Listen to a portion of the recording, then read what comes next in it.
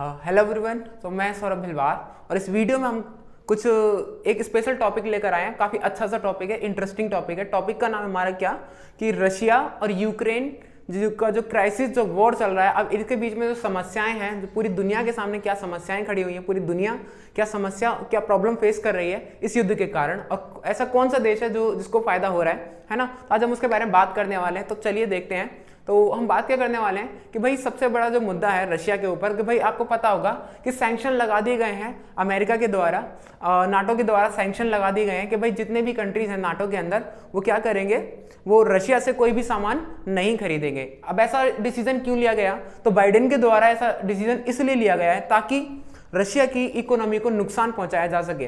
ठीक है, तो यह फिर रशिया की जो इकोनॉमी जिस तरीके से ग्रो हो रही है उसको नुकसान पहुंचाया जा सके। तो उसका जो मेन जो चीज़ थी, जो अच्छा खासा एक्सपोर्ट किया करता था रशिया, क्रूड ऑयल। ठीक है, तो सबसे ज़्यादा जो नुकसान पहुंचाया है वो क्रूड ऑयल की मार्केट को पहुंचा है दुनिया में। क्या होता है कि क्रूड ऑयल अब रशिया से कोई भी नहीं खरीद रहा, इतनी आसानी इसको कम, ग्राहक बहुत कम मिल रहे हैं, कस्टमर बहुत कम मिल रहे हैं। चलिए क्या है कि क्रूड ऑयल के बारे में बात करते हैं कि क्रूड ऑयल का क्या मामला है। तो क्रूड ऑयल किस काम में आता है? क्रूड ऑयल आपको पता है कि ये होता है एक कच्चा तेल, जिसको हम क्या करते हैं, जिसको रिफाइनरीज के अंदर हम इसके अंदर कुछ चीज़ें ऐड करते हैं, कुछ चीज़ें इसको साफ करने के बाद क्या होता है कि यही जो होता है जो आज हमारे सामने पेट्रोल और डीजल के रूप में सामने आता है। अब आपको पता है कि इसकी कितनी वैल्यू है।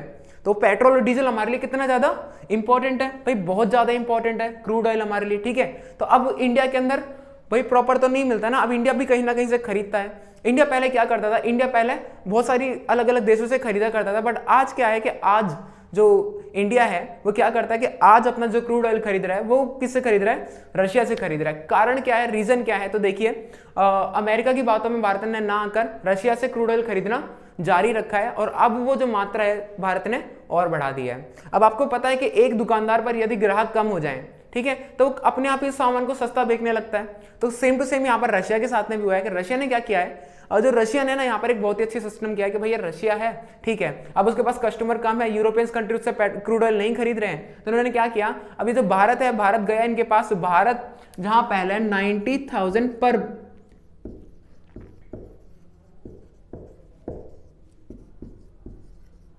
भाई स्पेलिंग गलत हो सकती है, ठीक है, 90,000 बैरल, ठीक है, पर डे पर पहले खरीदता था 90,000 बैरल पर डे। ठीक है, ये ध्यान रखना, 90,000 बैरल पर डे क्या है ये कहना चाहते हैं भाई, ये 90,000 मतलब 90,000 बैरल एक दिन में खरीदा करता। इतना तेल का आयात होता था कहां से? रशिया से भारत में। और आज ये कितना होता है, ज्यादा हुआ या कम हुआ? तो सिंपल सी बात है, भारत में ये क्या हुआ है, ये बढ़ गया है। ठीक है, भारत में अगर वर्तमान की स्थिति बताएं तो ये बढ़ गया है। क्यों बढ़ गया है, कारण क्या है?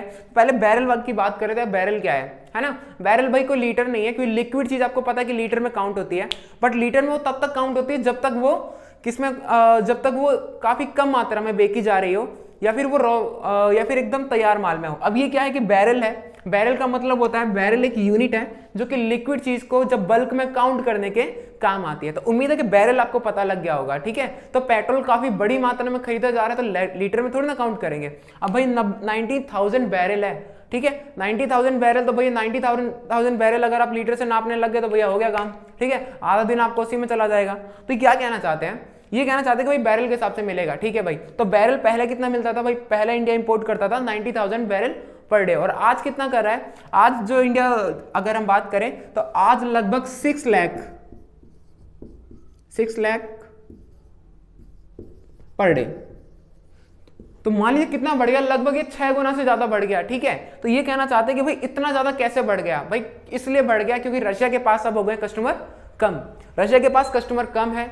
अब जब रशिया के पास कस्टमर कम है तो ये कहना चाहते हैं कि भाई जब रशिया के ऊपर पास कस्टमर ही कम है तो प्राइस अपने आप ही कम है, और प्राइस कम हो जाने की वजह से क्या हुआ है कि भारत ने वहां से इंपोर्ट बढ़ा दिया है। ठीक है, भारत ने रशिया से सामान लेना, क्रूड ऑयल लेना ज्यादा, इसकी मात्रा बढ़ा दी है। ठीक है, 90,000 से 90,000 से कहां पहुंच गए?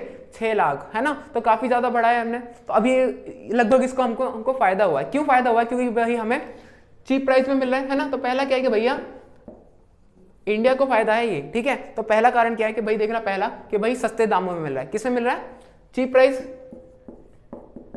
भाई इंडिया को फायदा हो रहा है पहला कि भैया सस्ते दामों में भारत को आराम से पेट्रोल मिल रहा है। ठीक है ना, पेट्रोल अब वैसे सस्ता हो जाना चाहिए, अब नहीं हुआ तो कोई दिक्कत नहीं है। चलिए, और तीसरा क्या है, हम यहाँ से क्या करके हम जितना भी यहाँ से इंपोर्ट कर रहे हैं वो क्या कर दे रहे हैं कि भाई इंडिया के अंदर पता है क्या है कि जो रिफाइनरीज प्लांट्स हैं ना वो काफी ज्यादा हैं। जो क्रूड ऑयल को पता है क्या करते हैं, तैयार पेट्रोल के अंदर एकदम कंप्लीट पेट्रोल बनाकर जो काम करने वाले जो प्लांट्स होते हैं वो काफी ज्यादा हैं। तो हम क्या कर रहे हैं, हम यहाँ से खरीद रहे हैं, मतलब खरीदने के बाद हम उसको रिफाइनरीज का करके के बाद कि भाई सारा तो इस्तेमाल नहीं हो रहा, तो हम क्या कर रहे हैं इसको तैयार करके हम बेच रहे हैं, ठीक है ना। अब आपको पता है कि भाई जब हम किसी के अंदर मेहनत ज्यादा करते हैं, थोड़ी सी अपनी हार्डवर्क ऐड कर देते हैं, तो उसका क्या हो जाता है, उसका प्राइस बढ़ जाता है, ठीक है। तो अच्छा खासा मार्जिन मिल रहा है, ठीक है ना, good margin you can say, good margin, मतलब अच्छा मार्जिन मिल रहा है। अच्छा मार्जिन क्यों मिल रहा है भाई? अच्छा मार्जिन मिलने का कारण सिर्फ और सिर्फ इतना ही है कि भैया हम क्या करें, रिफाइनरीज करके अब उसको बेच रहे हैं, भाई बहुत सारा खरीद रहे हैं हम, ठीक है। आपने देखा होगा मार्केट के अंदर भी, सब्जी के अंदर हम जब जाते हैं सब्जी लेने के लिए, तो भाई होता क्या है कि बाजार के अंदर जो चीज सस्ती मिल रही है उसको ज्यादा ले लेते हैं, है ना। अब ऐसे क्या कि भाई हमने 90,000 से कहाँ बढ़ा दिया, हमने बढ़ा दिया 6 लाख पर डे, ठीक है। तो ये ध्यान रखिएगा भाई, तो अच्छा मार्जिन मिल रहा है। और अब हम क्या कह रहे हैं कि भाई यूरोपियंस कंट्री जो पूरी तरीके से डिपेंड थी रशिया के ऊपर, कि भाई रशिया से क्या करती थी, वो रशिया से एकदम पेट्रोल और डीजल खरीदा करती थी, मतलब पेट्रोल और डीजल ही रिफाइनरीज करके तैयार है, ठीक है ना। कि रिफाइनरीज जो प्लांट्स है ना यूरोप के अंदर काफी कम है, वो क्या करते हैं कि वो ना एकदम कंप्लीट पेट्रोल और डीजल खरीदा करते थे रशिया से, और अब तो बंद हो गया, तो अब किससे खरीदेंगे? इनके पास इतने प्लांट्स नहीं कि क्रूड ऑयल कहीं और से ले आए, सऊदी अरब से ले आए, इराक से ले आए, और फिर ये उसको रिफाइनरीज करके, अगर ये उसको रिफाइन करने बैठ गए तो इनके पास पेट्रोल ही कम हो जाएगा, ठीक है। तो समस्या किस बात की है कि समस्या ये है कि भाई अब ये कहाँ जाएंगे। तो अब भाई इंडिया के पास जो प्लांट्स है ना रिफाइनरीज प्लांट, वो काफी ज्यादा मात्रा में, तो ये कहना चाह रहे अच्छे प्लांट्स है, इतने सारे प्लांट्स है, चलो एक काम करते हैं, रिफाइनर्स करके कहाँ बेचेंगे, यूरोपियंस को बेचेंगे। यूरोपियंस कंट्री के साथ में अपने इंडिया के रिलेशंस काफी ज्यादा अच्छे हैं, तो इसमें भारत को फायदा हो सकता है, ठीक है ना। हम क्या कर सकते हैं, हम एक्सपोर्ट कर सकते हैं किसको, अब हम एक्सपोर्ट करने वाले हैं क्या, ऑयल। अब हम ऑयल को एक्सपोर्ट करेंगे, ठीक है ना, एक में तैयार पेट्रोल एकदम एक्सपोर्ट करने वाले। अब क्या इंडिया ही एक ऐसा मात्र कंट्री है जिसको फायदा हो रहा है? तो आपको ये 3 फायदे पता लगे, भारत को इसमें फायदा हो रहा है, तो अच्छा फायदा हो रहा है, ये अच्छी बात है। अब चलिए आगे थोड़ा सा चलते हैं। अब क्या कहना चाह रहे हैं कि क्या सिर्फ यूरोप के देश को घाटा हो रहा है और रशिया को नुकसान हो रहा है और सिर्फ भारत को फायदा हो रहा है? ऐसी बात नहीं है, एशिया के कुछ और कंट्रीज है जिनको फायदा हो रहा है, लाइक जैसे सऊदी अरब और चाइना। सऊदी अरब और चाइना, सऊदी अरब भी क्या करता है कि सऊदी अरब भी जो क्रूड ऑयल है हमारा कच्चा तेल उसको बेचता है। अब इस तेल को बेचने के बाद क्या होता है, इस तेल को बेचने के बाद सऊदी अरब अच्छा सा फायदा उठाता है, ठीक है। अब क्या है कि भाई पहले रशिया था, कॉम्पिटिटर था, अब कॉम्पिटिटर उतना नहीं है, अब कॉम्पिटिशन नहीं है, तो रशिया जो सऊदी अरब अपना तेल आसानी से मार्केट में बेच सकता है। और अगला क्या है, और अगला है हमारा चाइना। चाइना को भी क्या हो रहा है कि चाइना को सस्ते दामों में, कम दामों में क्रूड ऑयल मिल रहा है रशिया से।